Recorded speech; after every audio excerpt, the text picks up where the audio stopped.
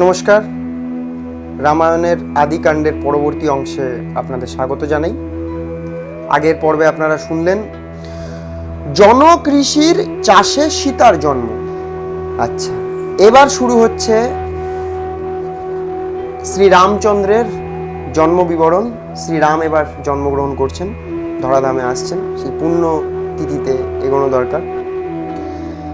হেথা তিন রানী চড়ু করিল ভক্ষণ, কোটি সূর্য যিনি সেই তিনের বরণ। এবার যখন ওই চড়ু ভক্ষণ করেছেন, ওই যে তীব্র তেজ, শ্রী বিষ্ণুর তেজ, কোটি সূর্যের তেজ যার মধ্যে রয়েছে, সে তো সেই চড়ুর মধ্যে প্রবেশ করেছে। এবং ওই চড়ু যখন তিনজনে খেয়েছে, তখন ওই যে তেজ তাদের তিনজনের মধ্যেও এসেছে।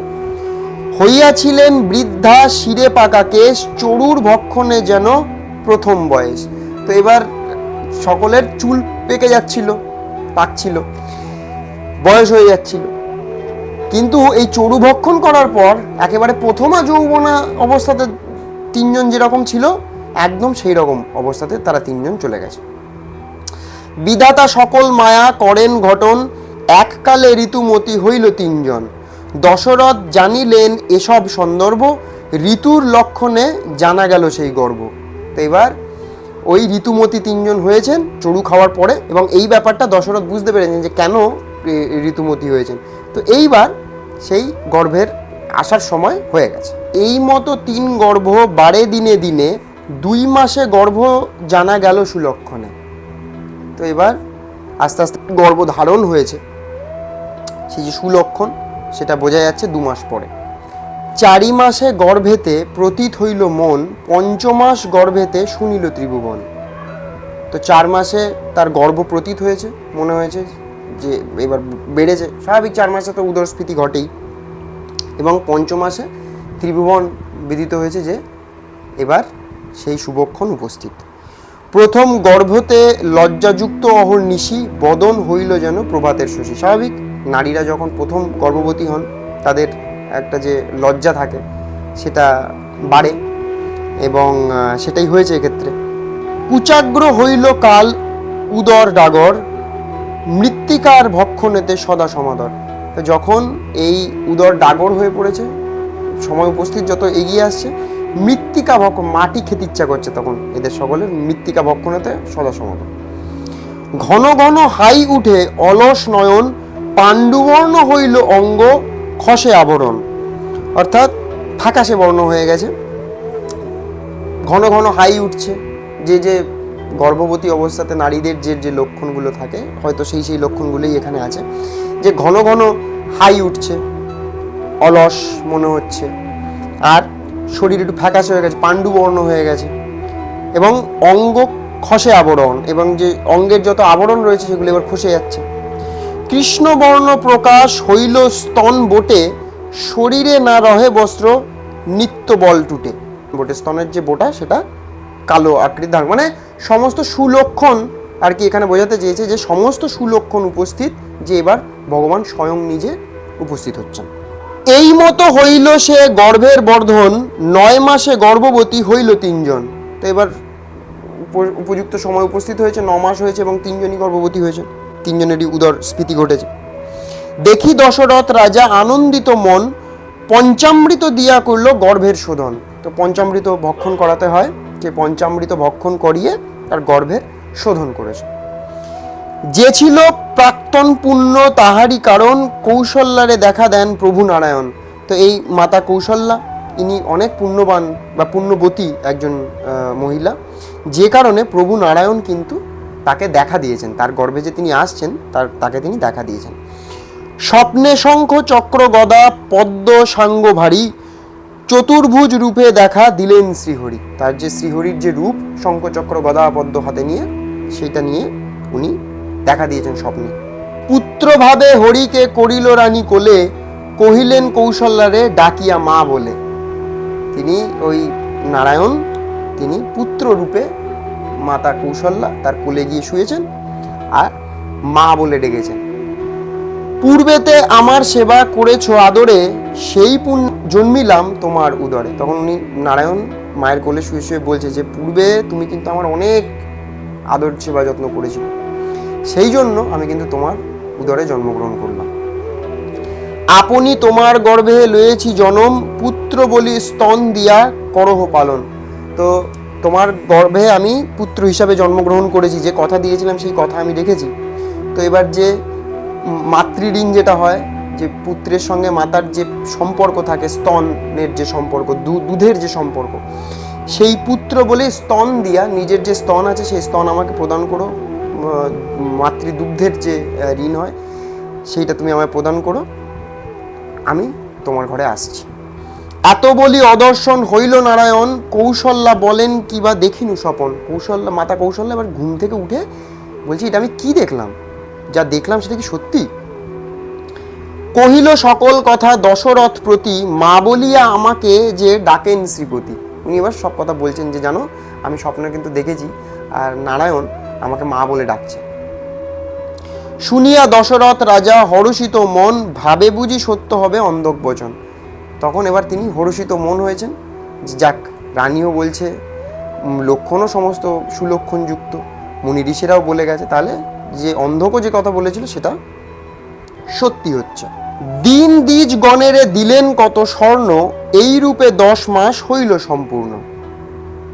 তো দিন দ্বিজগণ, যে ব্রাহ্মণ আছে দরিদ্র সকলকে ওই ধন সম্পত্তি উনি দান করেন, এবং এরম করতে করতে 10 মাস পার হয়েছে।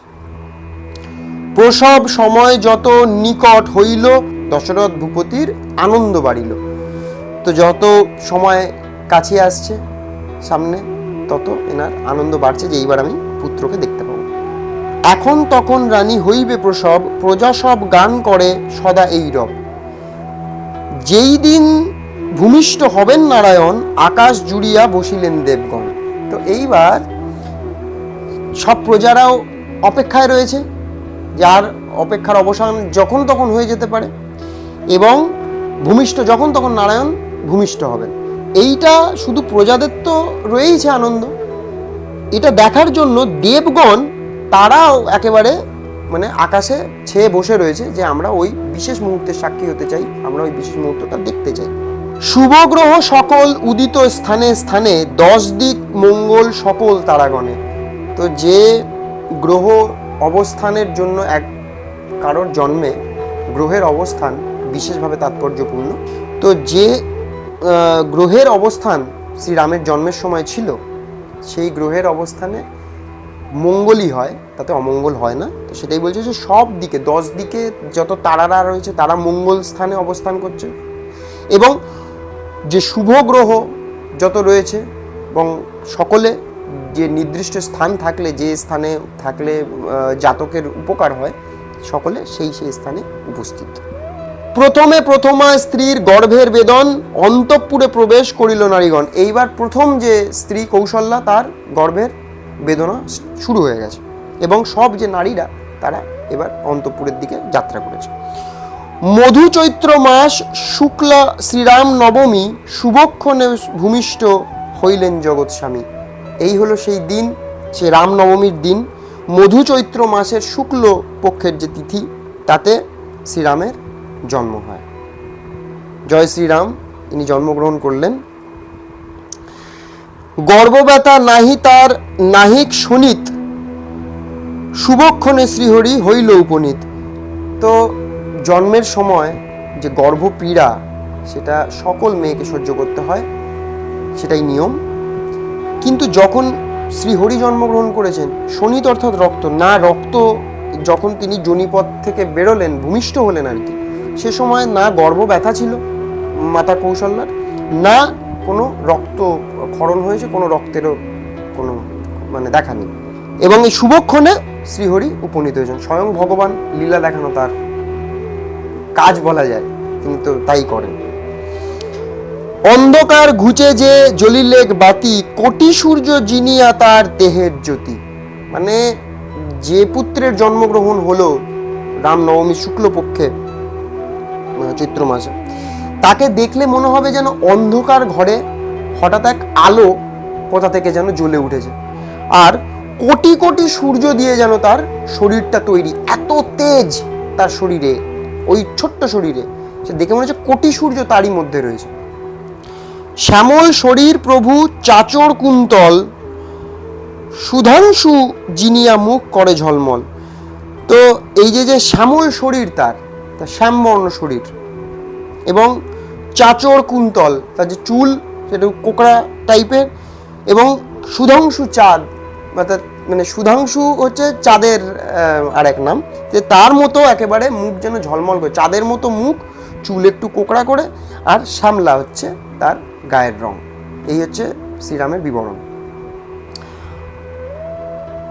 আজানুলম্বিত দীর্ঘ ভুজ সুললিত নীলোৎপল যিনি চক্ষু আকর্ণপূর্ণিত। তার বর্ণনা এটা, যে তার যে দীর্ঘ বাহু এবং নীলোৎপল যিনি চক্ষু, নীলচে ধরনের, আকর্ণপূর্ণিত তার বর্ণনা। কেবর্ণিতে হয় শক্ত রক্ত ওষ্ঠাধর নবনীত জিনিয়া কোমল কলেবর। ঠোঁট রক্তবর্ণ এবং তার যে কলেবর, তার যে শরীর একেবারে কোমল। সিন্দুরে মণ্ডিত রাঙা চরণ সুন্দর কমল জিনিয়া প্রভু নাভি মনোহর। মানে তার পায়ের নিচটা এতটাই লাল যেন দেখে মনে হচ্ছে যে সিঁদুর মেখে রয়েছে ভগবান। তার যে নাভি, সেই নাভি যেখান থেকে ব্রহ্মার জন্ম, তো সেই নাভি সেও মনোহর। তো মানে সম্পূর্ণ ব্যাপারটা দাঁড়াচ্ছে এই, যে যিনি জন্মগ্রহণ করেছেন তিনি হলেন শ্যামবর্ণ, কোকড়া চুল, এবং এই হচ্ছে তার মুখ হচ্ছে একেবারে চাঁদের মতো ঝলমলে, তার নীলোৎপল যিনি চক্ষু, আর লম্বা বাহু, পা আলতা পড়ে রয়েছে একেবারে এরকম টুকটুকে লাল, আর নরম শরীর, কোমল কলেবর।